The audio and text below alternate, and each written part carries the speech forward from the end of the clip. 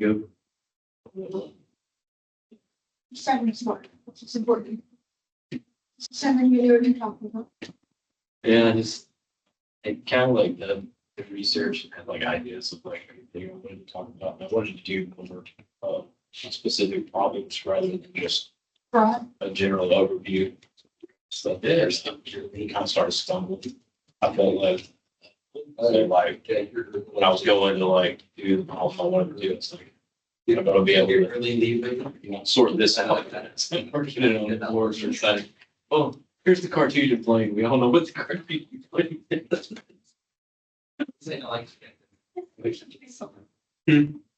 Isn't what's the Cartesian plane again? It's not. It was supposed to be called the Vermont. Because Vermont was actually working on very similar problems, and they kind of like got more interested in number theory. So it kind of diverged from geometry a bit.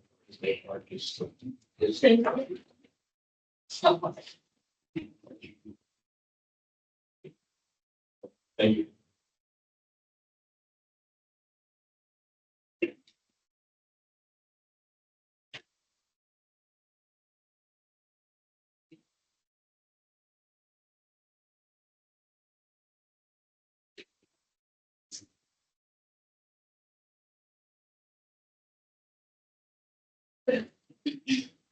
I'm not, well, there should be well defined. It's well defined because like the positive and negative B are both included.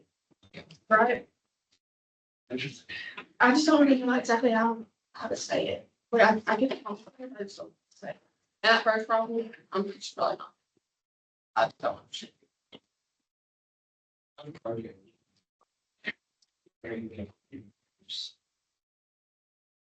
I'm not.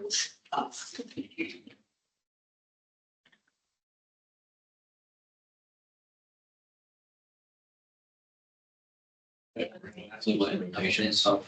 So are y'all working on this implementation? Oh, no, we're past that. We're doing, we're on the cassettes. That's where we got to. Well, I don't know. Y'all might have, I don't know what y'all did on Wednesday.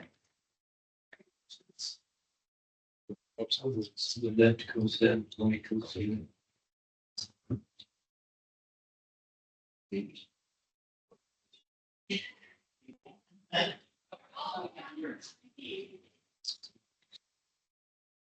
Tell you.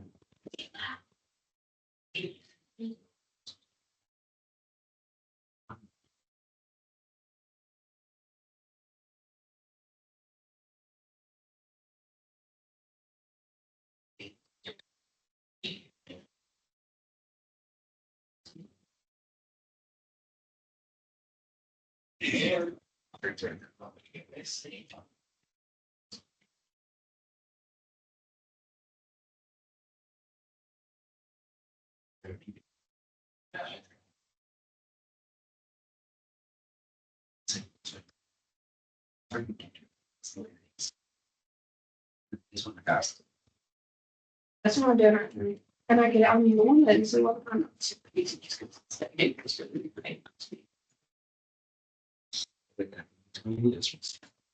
I forgot what it is. First one.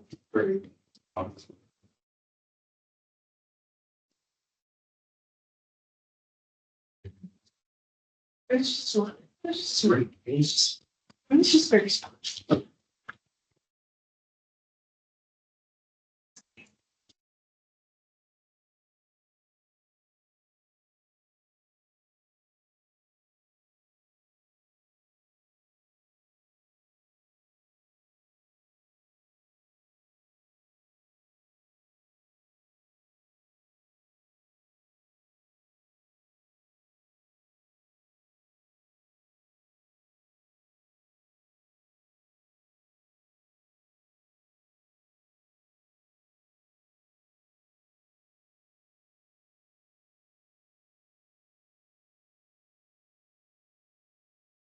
Hey, so on the board is today's attendance question. I was trying to type up what I can write out what is supposed to calculate.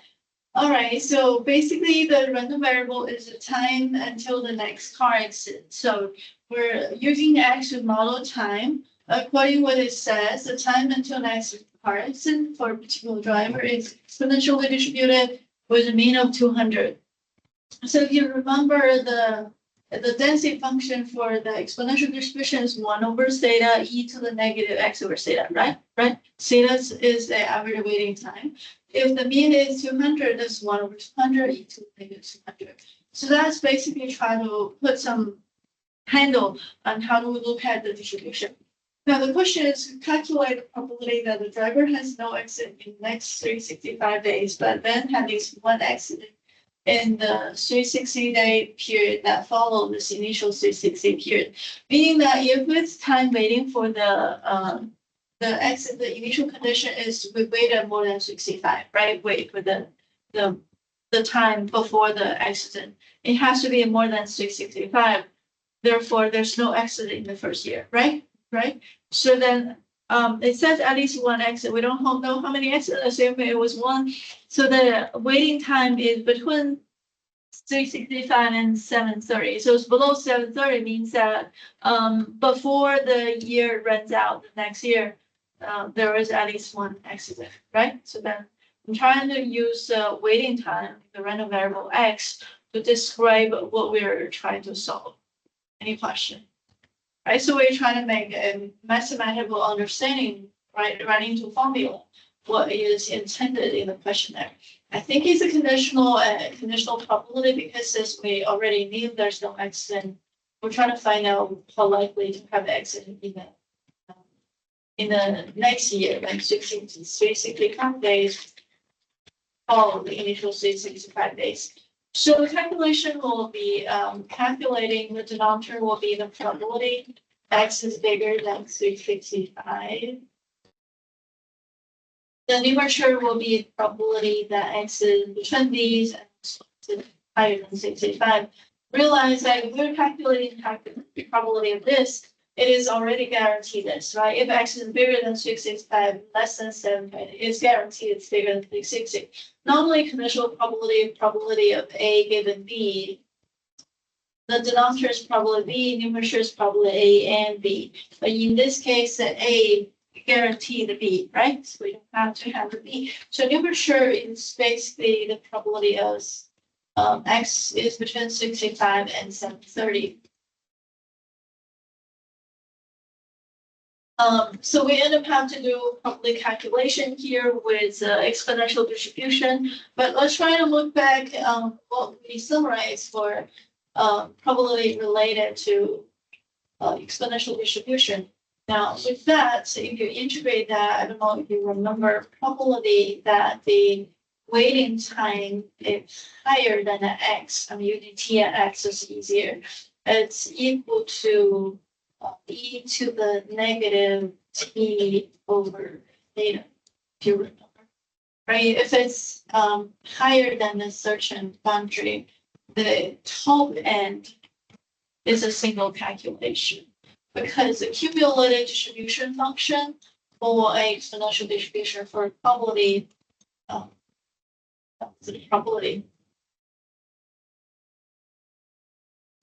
probability x is lower than x is waiting time is lower than x. And that follow the cumulative distribution function is capital Fx. I mean, the cumulative distribution function CDS in linear distribution is 1 minus e to the negative x over theta. In our case, it was 2 with theta. So this is also the here. Oh, it was x, right? T was a variable x over x. Sorry. Okay. I'm trying to review so then the probability for the top end, we can actually fit a formula for it. So this is really calculated by e to the negative 365 over 200. It's x over n. I was writing t, but t is the variable, x is a number, x over 200 there. So then the top end is this. Now, if you want to calculate this is really probably this minus probably this. So numerature, think about from the integration way. So it's integration 365 to 730, integrating the e to the 1 over 200, e to the negative x over 200, right? Right. So it's going to be upper limit value minus the lower limit value. Okay.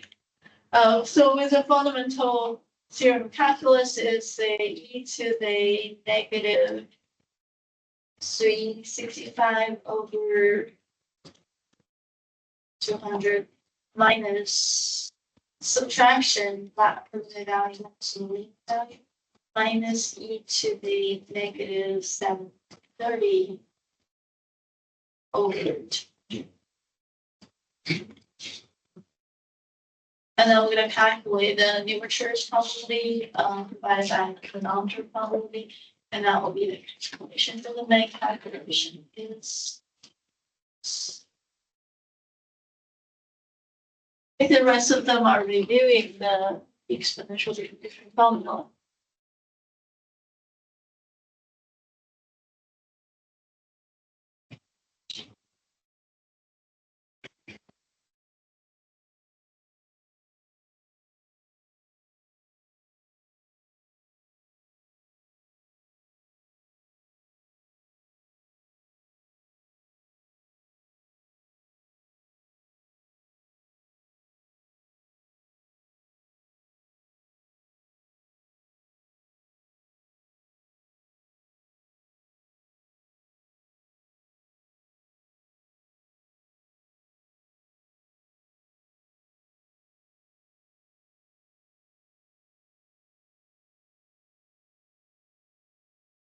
Any question or concerns? I mean, so far we're all getting the same answer.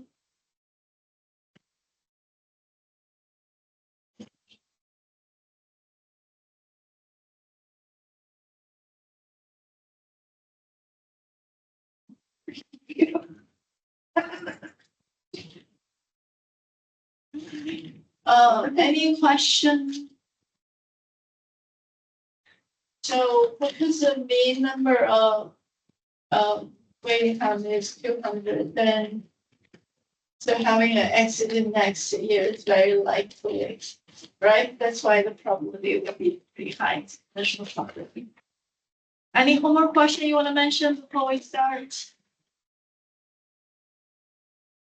Okay.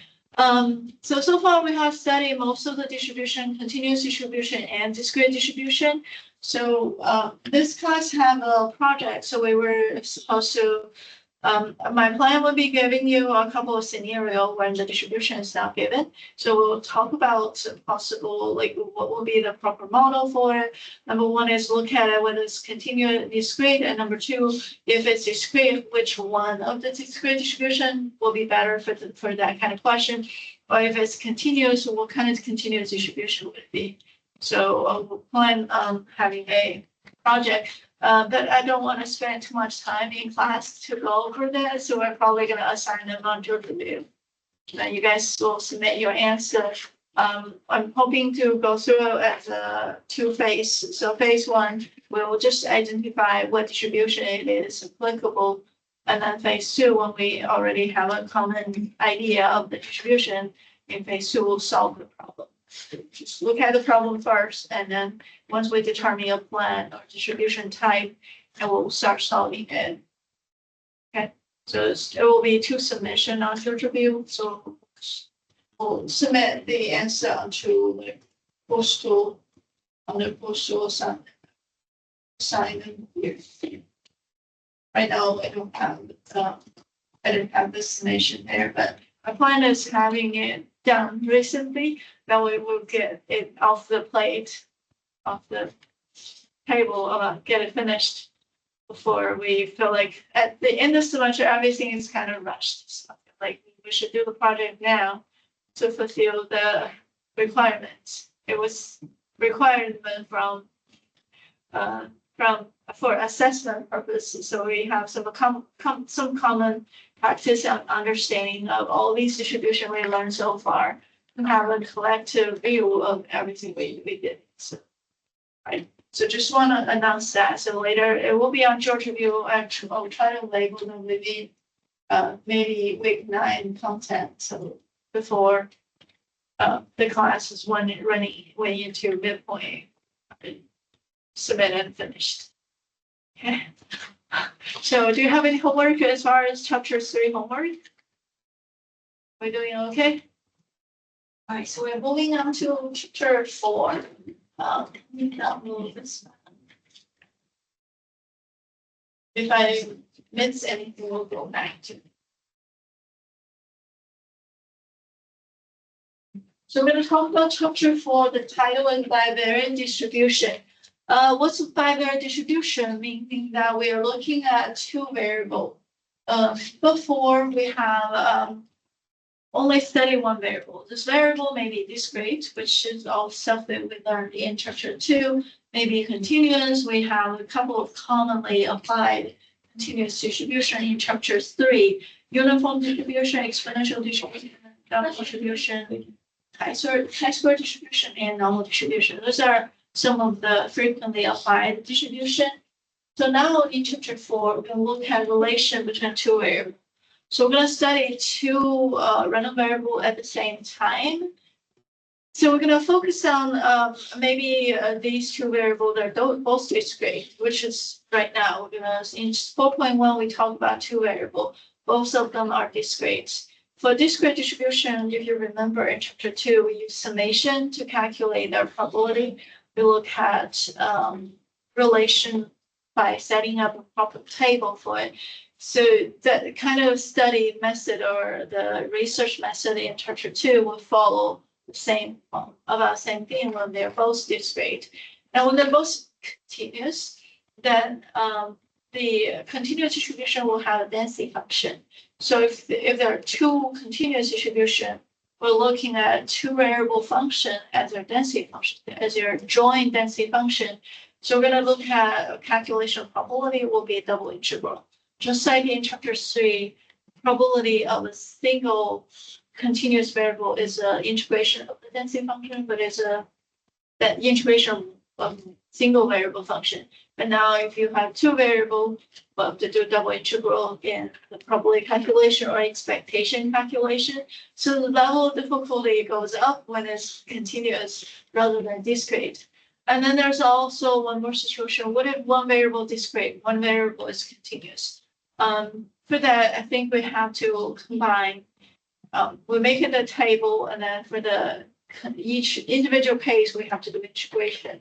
But it won't be as complicated as the 2 continuous variable.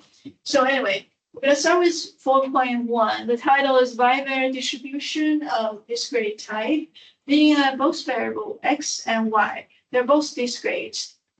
So if you want to calculate their probability, individual probability f, x, y has to be a number between 0 and 1 because of the probability value. And summation of all the possible x, all the possible y, added all together, the total summation equals 1. Okay, so again, discrete case summation will be all we need for combined probability calculation. If you're going to find the probability that the joint variable x, y belong to a set A, and you have to add all these different scenarios. shows this is like the main tool is look at the table and look at the summation of different scenarios. So that's what we're gonna focus on. This is our requirement for the so-called joint probability distribution. So then there are two variables, so they still look like a two variable function. Which is why you probably need a couple of something that you have to use calculus. All right, so let's look at one example. If you roll a pair of Faraday and use variable x to represent the smaller value, y represent the bigger value. And then this is a joint probability distribution using x and y. The solution is already given. But when you actually look at toss a pair of Faraday, it looks like this. Roll a pair of dice. Okay, visually, this, okay. So to make it easy, we use the first part.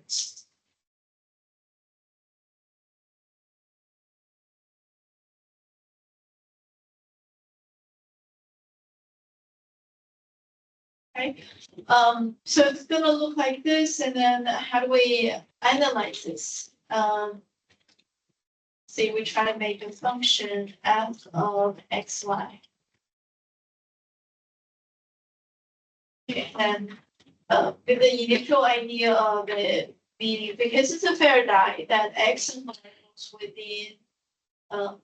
within the six number 1, 2, 3, 4, 5, 6. And y also is like the six number. Each scenario have a probability of 1/36 in fact. But then we have a special setting in the question. We're saying that x is the smaller of the two, y is the smaller of the two. So that kind of changed the whole thing. For example, you see f of 1, 1. How many of 1, 1? There's only 1, 1. So f1, 1 will have a probability of 1/6. There's only one of these that happen.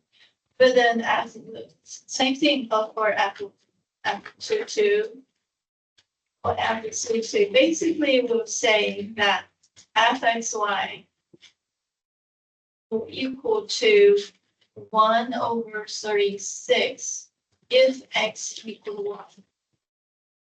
Right, if it's 1, 1, 2, 2, 3, 3, 4, 4, 5, 5, 6, 6, there's only one of them, right? Right. So then, what about other situation? Remember, x gotta be smaller than y. For example, what about f of 1, 2? So smaller equal to 1, bigger equal to 2. How many of that happening? Smaller is 1, bigger is 2, right? So there's two of them, so it's actually 2/36. 2/36. Okay, to make it more a little bit better, we simplify to 1/18. But 2/36 is okay. This is more comparable to 1/36, and that's whenever x is not equal to y.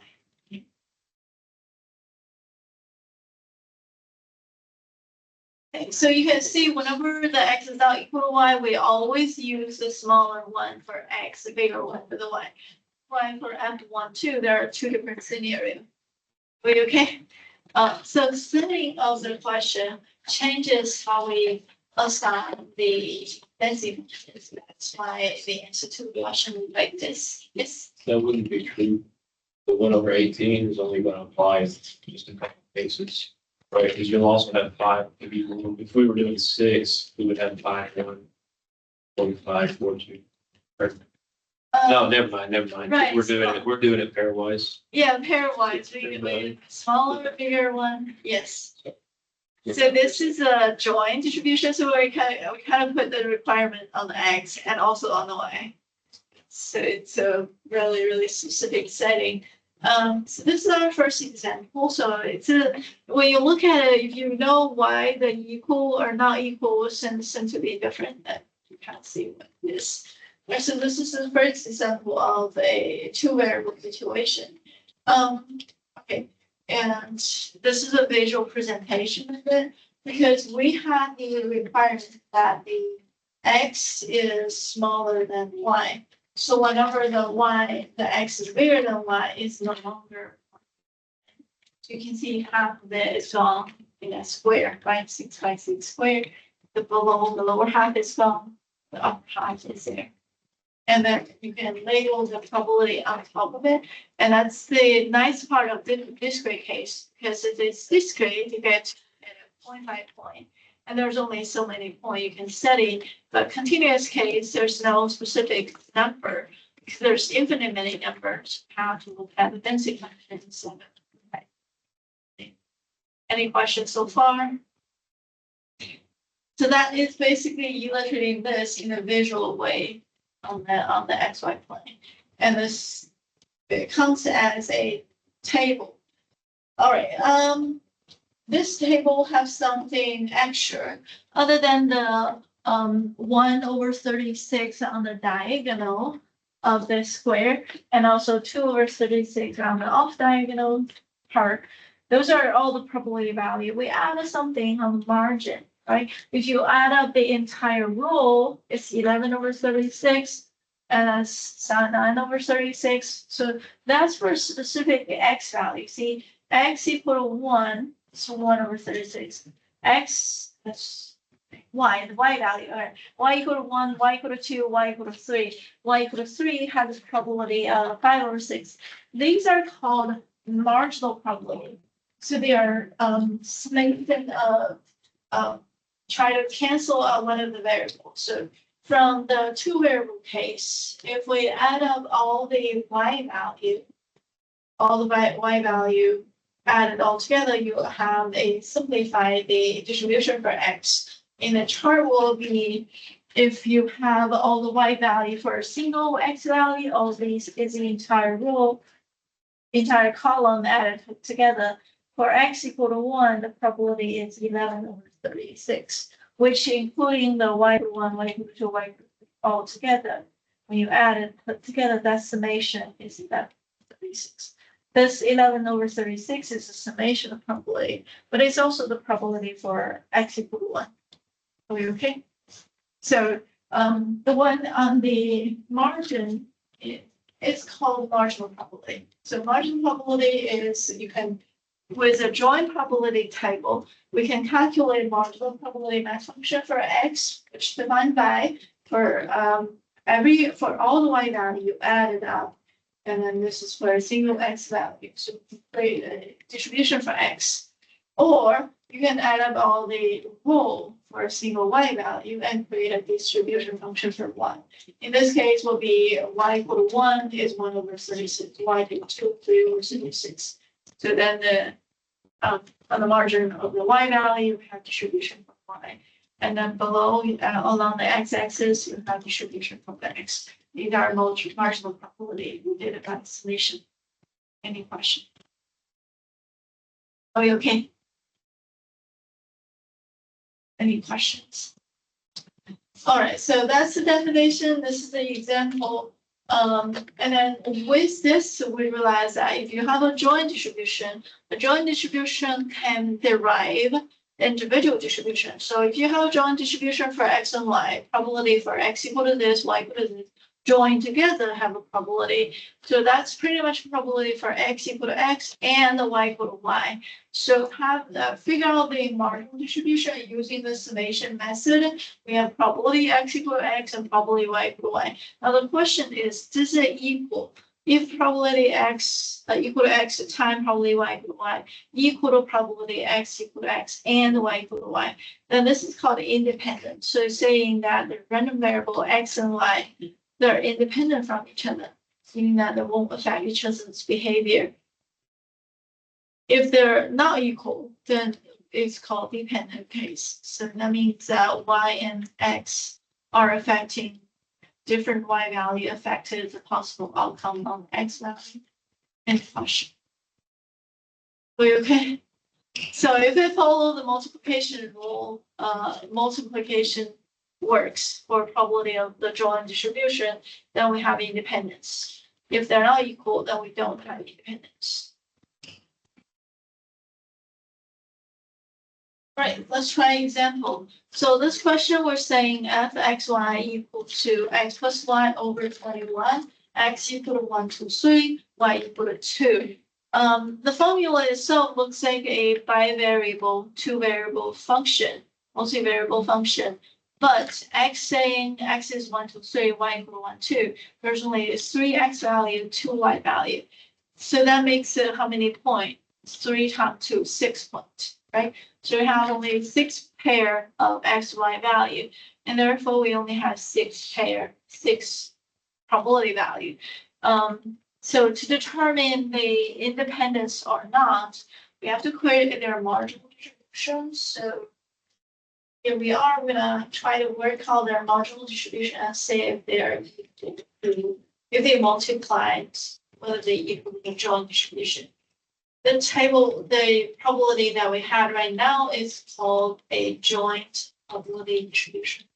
For reason why you need to find the marginal distribution. It's easier to also draw the x-axis and y-axis. With the x, there is a y, and there's a 1, 2, 3, and y value takes out 1 or 2. Right, if x equal to 1, y equal to 1, it's 2 over 21. 2 over 21. If x equal to 2, 1, 2, 3, x equals to y equal to 1. There's 1 plus 2 is 3, so it's 3 over 21. And then 4 over 21. And this is 2, then summation in the numerator denominator is 21, so that will be 3 over 21. I'm pretty much trying to apply this formula and write out all these probability. 2 plus 2 is 4, so that's 4 over 21. These are all joint probability within a table trying to set up to, so it's meaningful. 5 over 21 there.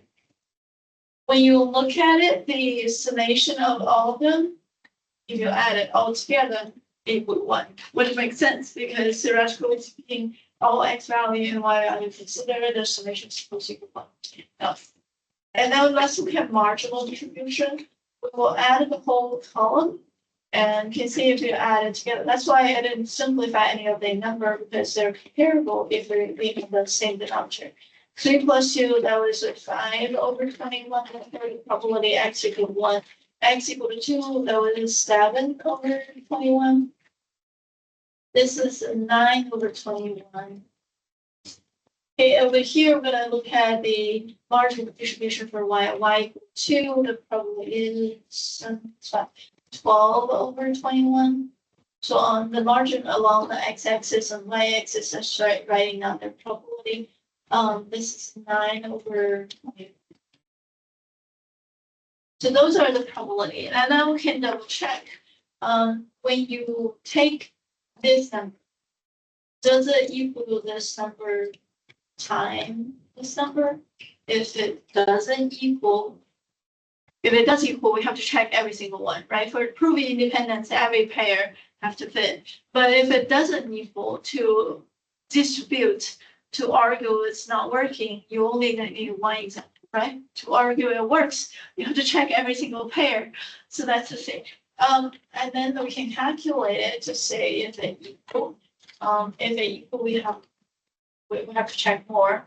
If it's not equal, then if it's not equal, we know they're not independent. So here we are.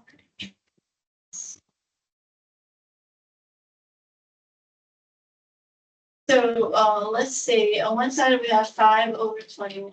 That is, we want to know if it equal to 12 over 21 times 9 over 21. Does it equal or not?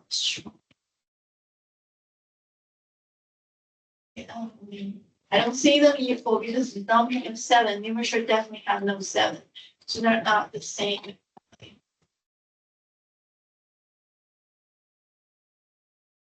So that's what we have in the denominator. So 0.245 roughly. Okay, what about the 5/21? It's 0.238. Okay, so we're not independent. Any question? Are you okay?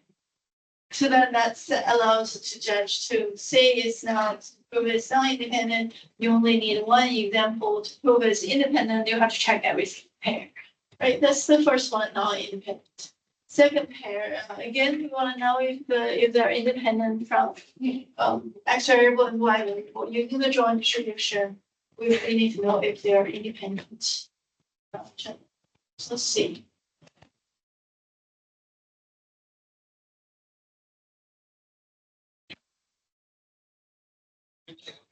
The good change up. Maybe we'll get rid of these. Sorry.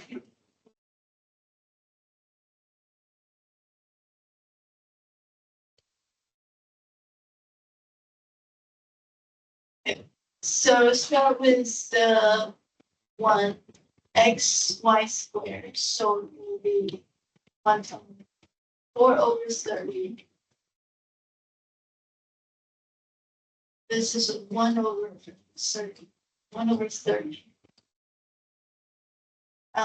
Denominator is 30. Numerator is y squared. Y times 1 times. This is y squared 9. 9/30. Over here it was 8/30. X and 12/30. Okay, there's 20. Sound right. The more than there's more than one, right? We did I calculate it?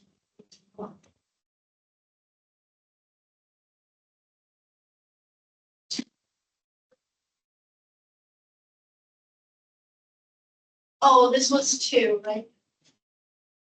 It's x y squared. I square the y. It should be 2. Same thing here. It's 3 because y is squared, x is supposed to not be squared. 0/3. Are we okay? I was looking at the whole table. All 6 together is equal to 1. But if it's not equal to 1, I know I made a calculation. All right, now up to the marginal probability. This is for 24/30 here. This is 6/30. I think it is supposed to add up to 1 as well. The rules. Let's add a column, and this is x equal to 1. We have a probability of 5/30. Probability x equal to 1. X equal to 2 has a probability of 10/30. This add up to 15/30. Then we can look at the multiplication to see if they fit. We see if we add or we multiply, this is a 1/2. That is, what was it? 1/2, this one. That one divide by 6, 4/5. Times 4/5. It would equal to 4/10.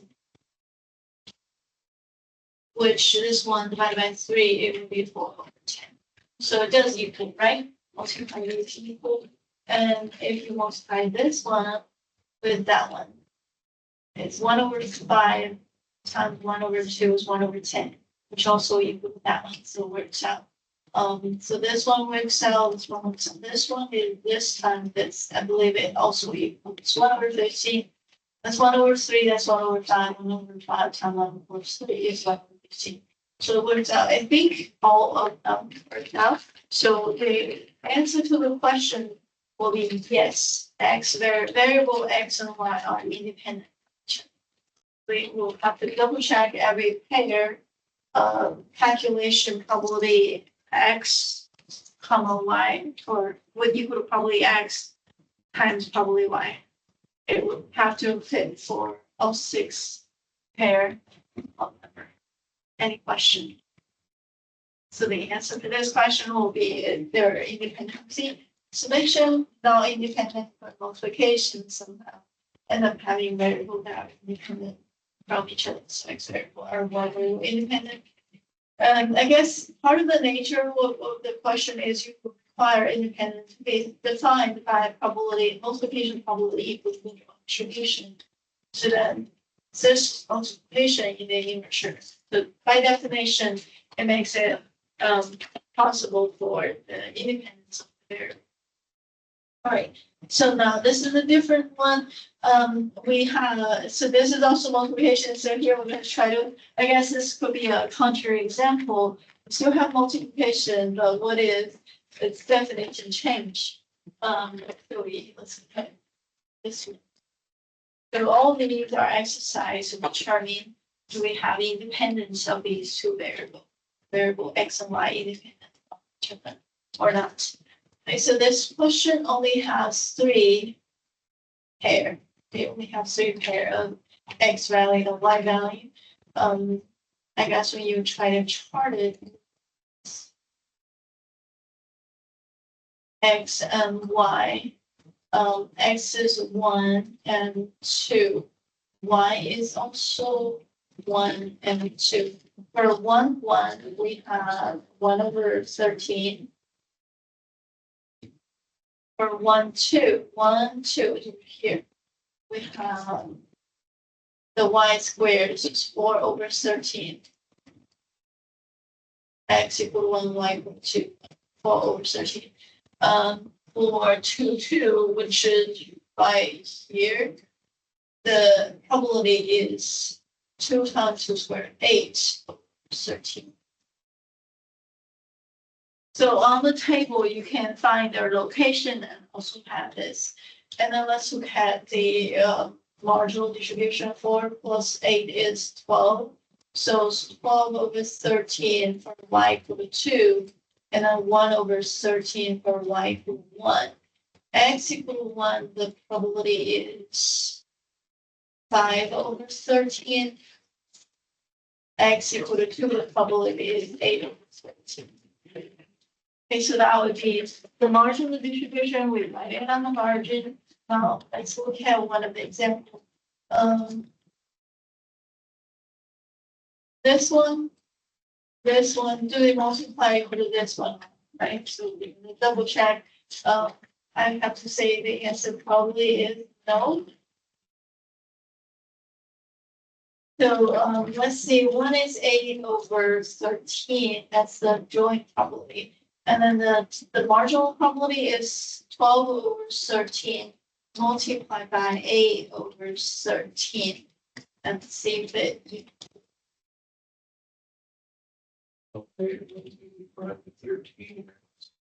Yeah. Okay, yeah. It's definitely not equal. That's the top one. Oh, did I use? Oh, they're identical. No wonder they definitely cannot equal, right? Right, 12/13 times 8/13. That's 8/13. Of course, they're not equal. So that shows they're not independent.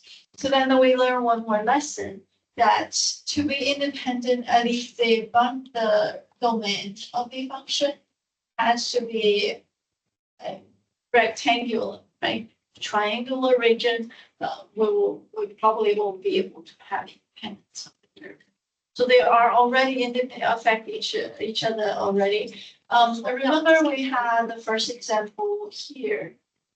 Okay, So this X variable or Y variable are not independent. You can already see by the situation that their domain is triangle. It's not a rectangular. So X and Y, they don't have that independence from each other. Any question? So the Y has a higher value than X, and itself is already no longer independent. So let's continue. Other than independence, we should also want to calculate a couple other things. We should be able to calculate expectation. All right, even though the variable are being defined with a joint probability function, we still want to find their expectation. So now that we have two variables, we want to be able to calculate expectation of the X, mean value for X, or expectation for Y, which represent the mean value for Y. And we also might want to know the variance for X, variance for Y, or covariance of X and Y. So since there are more variables, there's more question that could be answered. Joint distribution, I could provide more information than a single variable, single distribution function. And here, expectation related to multivariable is following the same idea. And in the discrete case, it's a summation. But you do have to take the variable that you calculate expectation for, you multiply with a probability with a joint distribution function. So if you're calculating expectation of u x1, x2, then the u has to multiply with f. So if you're calculating some other things expectation, whatever you're calculating expectation for, it will be multiplied with whatever probability model you have. So that will be the fundamental idea. And then it's a big summation of multiplication and then summation. All right, let's look at our calculation question. So suppose we got a question that's given, then the joint distribution saying f x1, x2 equals 3 minus x1 minus x2 over 8. X equals 0 or 1, 2 equals 0 or 1. So there's only two value for both variable. That means 2 times 2, there are only 4 value. The question is, what is the expectation of x1 plus x2? Let's try to copy this. Right, so how do we do this calculation? There's two ways to do this. Actually, you can using the joint distribution function to calculate it, or you can find their marginal distribution and look at their expectation one by one. For example, by the nature of expectation, if the summation have added in probability, you can calculate expectation of x1 and then plus expectation of x2. So that means the question can be calculated together like this, right? Which equal to summation of x1 plus x2 multiplied by the distribution of x1, x2. This is one way to calculate it. Or if you calculate by itself, this will be summation of x1 times the marginal distribution for x1. And this will be calculated by summation of x2 times the marginal distribution of x2. So you will have like a slightly less complicated equation if you want to calculate the expectation of individual variable by itself. Either way, but the method of calculating by itself has this burden that you have to have the marginal distribution in order to do this kind of calculation. So when it's simpler by itself, there must be the simplification process that happens behind the scene or ahead of time. Right, we can do both just to compare the process. So here we're going to try to work out the table of all these values. So here we are. This is our x1, this is our x2. x1 goes 1, 0, and 1. Oops. Let's see 0 there, 1 is there, and that's also 0. That's 1. So that's easier to label things. Okay, so let's look at calculation. If they're both 0, then the probability is 3 over 8. There's only 4 number, like 2 times 2. one number for probability. X1 equal to 1, X2 equal to 0, that will be 3 minus 1, that will be 2 over 8. If X1 equal to 0, X2 equal to 1, that's 0, 2 over 8. If they're both equal to 1, 3 minus 2, that's 1 over 8.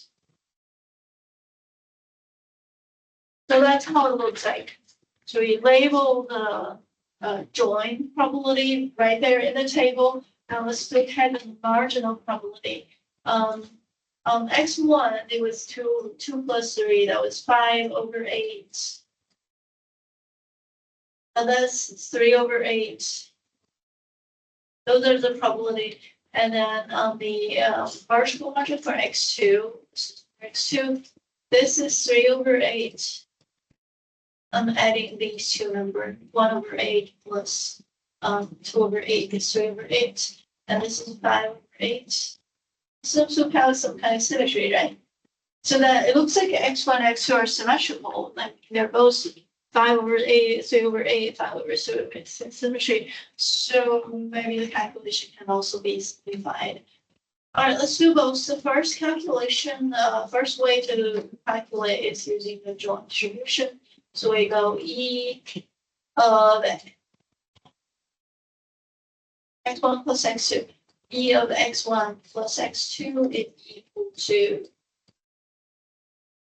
this is 4 of them. So you have to do 4 calculation. That's the part. If using the original definition of it, which is this, and you realize that this one has 4 of the probability value, and therefore we are doing 4 calculation. So X1 plus X2, if they're both 0, X1 equal to 0, X2 equal to 0, that's that probability. So 0 times 3 over 8 plus, right, X1 equal to 1, right, this one, 1 plus 0, it's 1, so 1 times 2 over 8. Plus X1 equal to 0, X2 equal to 1, it's 2 over 8. So 1 times 2 over 8. Calculation, so 4 of them added together. That's the calculation of the expectation. Last one, they're both equal to 1. So X1 plus X2, that's what we're calculating. We're calculating X1 plus X2. 1 plus 1 is 2. So it's 2 times, probability is 1 over 8. So it's 1 over 8. So altogether, what we have, first one is 0, there's 2, there's 2, there's 2. So 6 over 8. We can simplify that into 3 over 4. So expectation of X1 plus X2 equals 3 over 8, which makes sense. Remember X equal to X and 1, X1 and X2 both take on 0 and 1. So if I don't have that distribution, I will go, hey, average of 0, 1 is 1/2. So 1/2 plus 1/2, which is roughly 1. So why is it not equal to 1? Because the 0, 0 has much higher probability than 1, 1. So the 1, 1 is lower, much lower than 0, 0. So then the probability is falling off to a smaller number than the bigger number, right? It's not evenly distributed. That's why the mean actually is smaller than 1. Right, back to the other way of the calculation, we can calculate expectation of X1, E of X1, X1. By taking the X1 value, there's only 2 values. So you see these 2, right? You're going to go value times probability, value times probability. We end up having 1 times 3 over 8, 3 over 8. You would do the same for the X2. X2 is really over here, okay? And I mean, the expectation for X2 is the value for X2, which is 0 or 1, multiplied by the probability. If you look at the calculations, 1 times 3 over 8, which again give us 3 over 8. Right, and then when you try to calculate expectation for X1 plus X2, all you have to do is add these two expectation, that's 6/8, which then simplify to 3/4. So the second method also give you the same answer. The answer for expectation, x1 plus x2 is 3/8 after simplification. Any question? Are you okay? And that's the all the question at table for this calculation. I didn't draw on top of it, which kind of make it messy, but the idea is there. Are we okay? Yes. So how did you don't mind explaining this again? How did you get the x1 and the e of x1 on the third? Yeah, the third, the equals 3/8 both times. Expectation of x1, so this is kind of like the table. X1 equals 0, probably 5/8. X equals 1, probably is 3/8. Okay, so it's like doing that, but on the outside rather than the inside. Right, because on the outside is distribution of x1 by itself. Mhm. And this is distribution of x2 by itself. Okay. So it's 0 times 5/8 plus 1 times 3/8. Got it. Expectation is value times probability plus value times probability. Yes. Okay, thank you. This example is a calculation of expectation. Right. The homework for 4.1, I'm adding homework from the book again because I felt like the book has bigger variety of question. Another thing is the web work question are all in tables. So if you look at the web work, the textbook tend to focus on, and you can see how the style is. They give you a algebraic formula, f of x, y, and then f of x, y, x2, f of x, y, x. So they give the function in formula format. But here is how it is on webwork. All the questions are given in the table. Look at it. So I find that it may be easier to combine them. If I only give homework from the webwork, you're all learning, like we're all learning it to do it this way. So the discrete distribution in many of the textbook as well, they were given, because of discrete, they were given a different discrete format. Some of them are given the individual probability like 1 by 1, and some of them are given like a table. This, and you create a table or like this. This is a joint distribution table between x1 and x2. So the real might present it in a different way. So I felt like maybe we should combine them.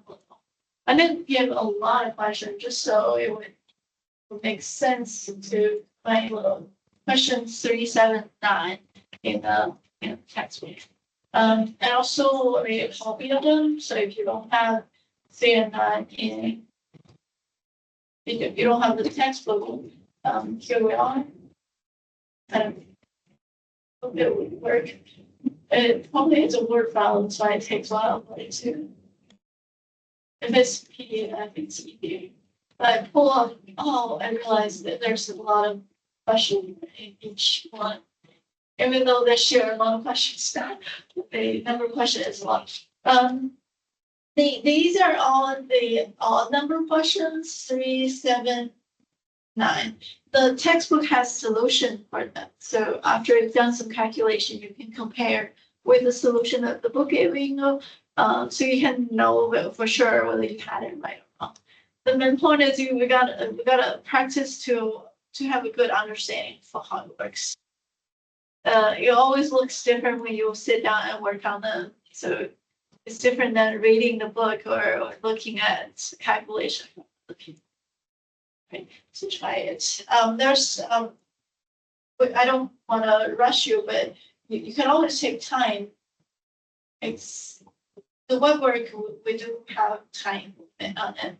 But then whatever you have question on, like web work question or the textbook question, we can always work on those together. The web work questions are individualized, but the textbook they're like we're all getting the same question. Let's look at some of the questions from the textbook from webwork, since they're being organized really differently. Like this is a question 1. The first question will be what is the probability x plus y is bigger than 3? And this you do have to look at the actual distribution. So for example, when do x, y add together bigger than 3? And that one, right? That one. Bigger than 3. That one. It's an all first. Point ones, my bad. Yeah. All but just that one. Right.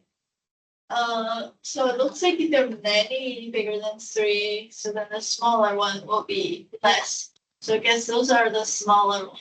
You subtract. So that would be 0.3, 0.1, 0.4. So this must be 0.6, right? So we would 1 minus. So having the whole table there actually made it easier. So I find that what word question is easier, slightly easier to understand than the textbook question.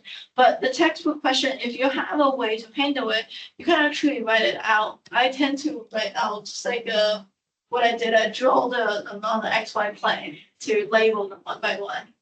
So then they're more visible. Right, the second question is what is probably they multiply equal to 2? It has to be 1 and 2 and 2 and 1. So then that would be 0.15. I think I made it nicely when I was doing that.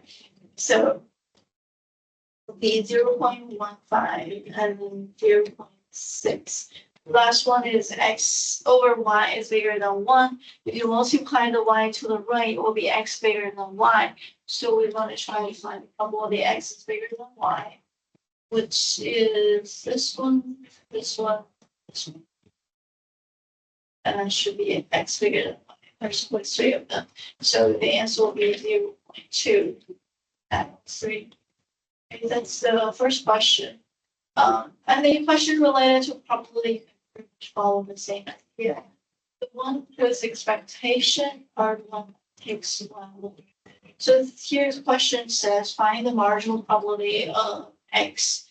So we would have x equal to 1. If we're adding x equal to 1, so you add a point to it with 0.11, that's 0.39. And then for x equal to 2, it's 0.61. That's the other way, it's a complement. And then for the distribution for y equal to 1 is 0.69. Of course, the complement will be y equal to 2, that's 0.3. And lastly, we're going to calculate the mean and variance for x. Well, now that you have the distribution, the mean will be number times 1 times 0.39 plus 2 times 0.61, right? Calculation for the mean variance will be possible if you already have the distribution. That's the last question. You have just words. Do the first few, and then do this one. About variance. What about variance? How do we? Variance, X squared minus the expectation of. right, it will be expectation of the x squared. So you square the x value. Oh, yeah, so it's just a typical, the typical equation we're looking. Right, yeah, it's a typical Okay. situation of calculating the variance. And you have to minus the square of the mean, which we did over there. I guess I'll just. That will be the mean squared, calculation squared. Okay. That's, yeah, so that's the calculation for the variance. Okay, so that's pretty much the first section. Any question? All right, the textbook has been ordered slightly differently. I have to change the order because in the text it was like this. The order, I felt it a bit awkward. To the textbook. So my intention is I'm gonna talk about 4.4 after 4.1 because in the text of this. We have discrete situation, x is discrete, y is discrete. And then in 4.2 is correlation coefficient. We look at correlation between the two variables, but only calculated the discrete case. And then 4.3 has the topic is conditional distribution. Again, because we only learned the discrete case, the example in there are all discrete case. And then 4.4 are the Bivariate distribution of continuous type. And then we have to go back, talk about correlation between two continuous variable, and then the conditional probability for continuous case. So I felt like there should be a combination of both. So I wanted to talk about the 4.4 and then follow the 4.2 and 4.3. So I changed the order a little bit. Are we okay? Because I feel like 4.1 and 4.4 is pretty much comparable. 4.1 is Bivariate distribution of the discrete type, and then 4.4 is Bivariate distribution of continuous type. So I feel like many of them are like matching, and then they're matching and yet different. You can compare them. So what is 4.4? The title is Bivariate distribution of the continuous type. So first is try to define the density function. So this is pretty much comparable to the fxy in the discrete case, where the only difference is that we're going to integrate it instead of add it together. So a Bivariate joint distribution of fxy, number one, it has to be positive. That's the same requirement we have in the discrete case. Number two, part B, the double integral of this joint density. If you integrate it on its own domain of the density function, it should equal to 1, right? Kind of like in the discrete case, double summation of xy equal to 1. So we kind of look at them together to compare and then also differentiate one from another. The part C saying if you need to calculate probability of A is about x value and y value, then this probability calculation is going to be an integration of the density function on the A. A would be your integration region. So that is going to be a double integral. And in here, we may have to look at the integration region. So occasionally we may have to draw it. That's what's making it slightly hard. Because in the discrete case, when you calculate probability of a set, you can visually see it because you draw the whole thing. But continuous case, you probably also need to draw it, and there's a lot more detail with the drawing part. All right. The marginal density for another variable. So you have fxy, two variable. Let's say we want to get rid of the variable y. We want to calculate a distribution for x. So how do we do away with the y? We did the integration. So you're going to integrate the density function on the domain of the y value. So you're going to have to, this is not immediate. Sometimes we do have to look at integration boundary because the integration region might not be a square. So it's not infinity to infinity. In fact, we have to look at in integration, the definition. If it's defined on a triangular region, you may end up have a lower boundary, the integration or upper limit of the integration that equal to x. Okay, so anyway, so this integration are going to get rid of the variable y, like integration fx dy, get rid of variable y, you end up having a function that's only related to x. That's the marginal density for x variable. If you want to calculate marginal density for y variable, take the joint density dx and integrate. So that will get rid of the variable x and you have a single variable function which describe the behavior of y. So fyy is a density function. It's all the marginal density. Any question? Marginal probability density function.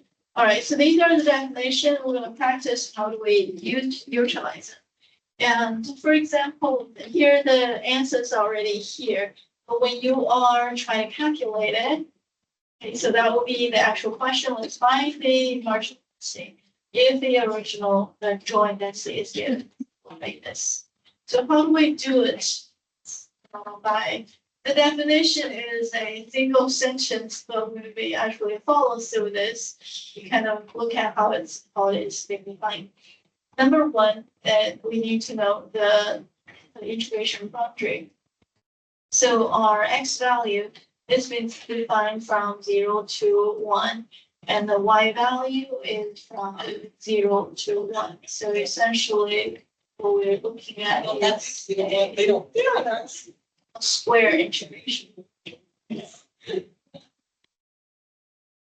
won't work. Just try to, okay, so I'll leave it there. The square. We should draw it somewhere else. It's this part. Anyway, back to the question.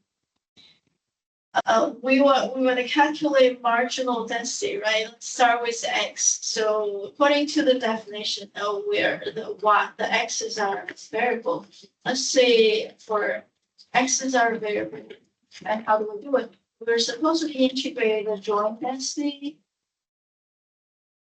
After the integration of dy, then y is out of the integration boundary. Now here we're gonna try to look at how do we remove the integration. Right, so if it's dy, the integration boundary should be the limit value, the upper limit and lower limit of y. In this case, we have a square integration region. So the highest value for y is 1, lowest value is 0. And it's everywhere 1 and 0. So it's 0 to 1. That's what we agree. The main reason for the integrated boundary is the original definition. So you have to double check the integration, double check your joint density to see what is the proper boundary for x and y. So now we have the calculation. So it will be 0 to 1, and then 4/3, 1 minus xy dy. Right, this is the part that people tend to have some issue because this the integration of multivariable function. We have to know to remember to keep one of the variable constant and the other variable is the variable. So we bring the 4/3 to the outside and integration 1 minus xy dy. Right, and this can be converted into integration of two function. I should copy the integration limit, but we're not calculating it, so copy it doesn't really serve at the actual purposes. So when we're using the limit, we'll put in the limit. So 3/4, and now this is a subtraction, so it's actually integration, subtract, and now 1, and then dy. Right, and then minus integration xy. And then dy, try to make it easier to integrate. So we're integrating 0 to 1 and 0 to 1.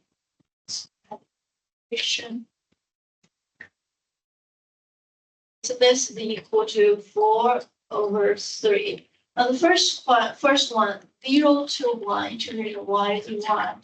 The 1 integrate into y, and now y takes on value 1 and 0. So the answer for the first integration is 1. Now the second integration spend a little more time. We're integrating dy, so y is the only variable. Now the x multiply y, x is a coefficient which is independent from the y. So you bring the x outside to go x and then 0, 1, and then dy. So now we can realize that the x is a variable that will be part of the answer. So you go 4/3, 1 minus x. Now the integration has to be finished. This integration is integration y dy is y squared over 2. But you have to integrate, evaluate at 1, evaluate at 0. If you evaluate at 1, it will be 1/2. Evaluate at 0 is 0. So 1/2 minus 0, which is 1, 2. So this whole calculation is really 1/2. Right, and then let's distribute. The 3/4 multiplied by 1, it gives you 4/3. And then 4/3 times 1/2 x. That will be 4/6. 3 times 2 is 4/6 x. And then we can simplify this into 2/3. So 4/3 minus 2/3 x. So that's the marginal density for x. Any questions? maybe I write it really long, but maybe it doesn't have to be that long for the writing part. But here are the typed up solution from the text. Okay, so that's what it is, without distributing the 4/3. So that's f of x. All right, and then there's a density function for the y. Notice that x and y are symmetrical. So the density function for the y, other than changing the x to y, it doesn't have any specific difference because C 4/3 1 minus xy. X and y has pretty much a symmetric. You switch x and y, you will be looking at the same thing. That's what I'm saying, they're symmetrical. So whenever x and y have a symmetrical relation, then finding the density of one, automatically you should have the density for the other. Any question? That's our first example on calculating marginal density if the joint density is given. Any question?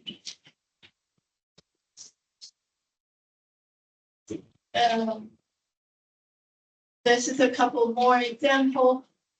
What about expectation? What about probability? So with the joint density in a continuous case, expectation will be an integration, just like the probability will be an integration.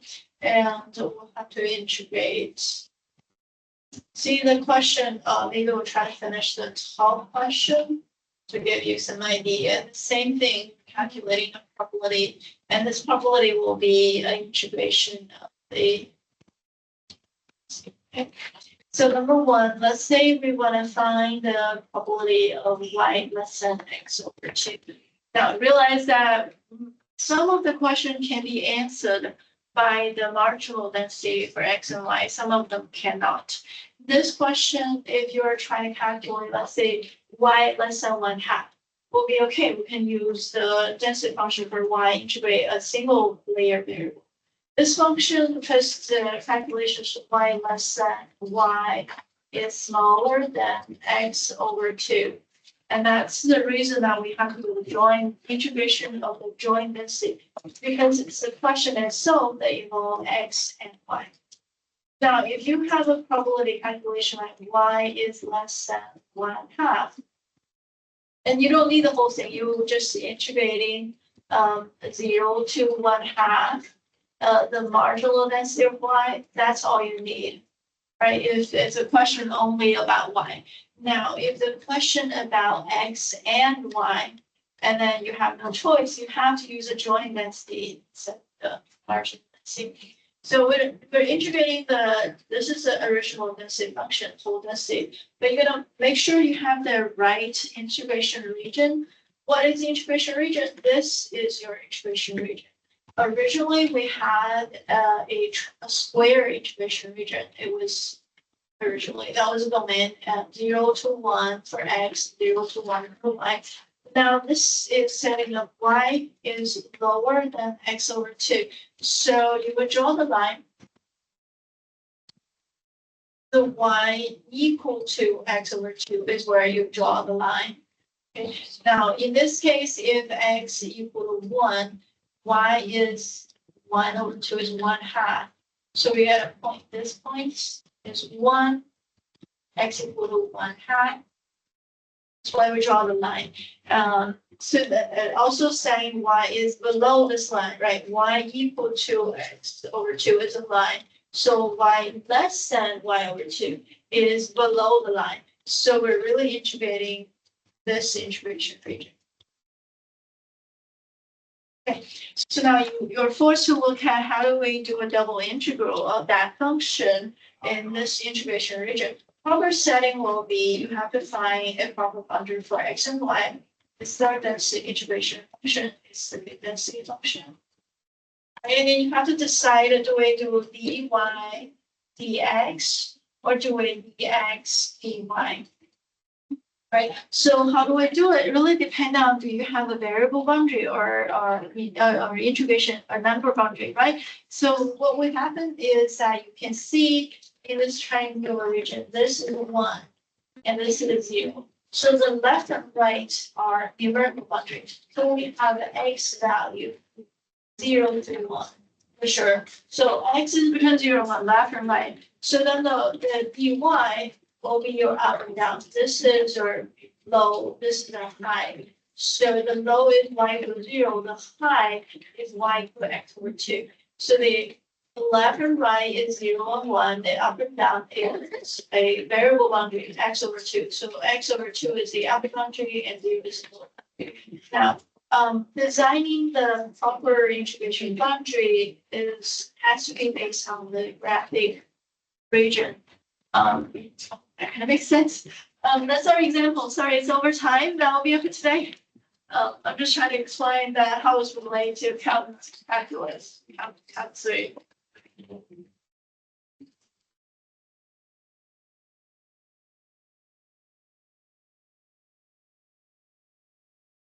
Remember to solve the multivariate integration. Yeah.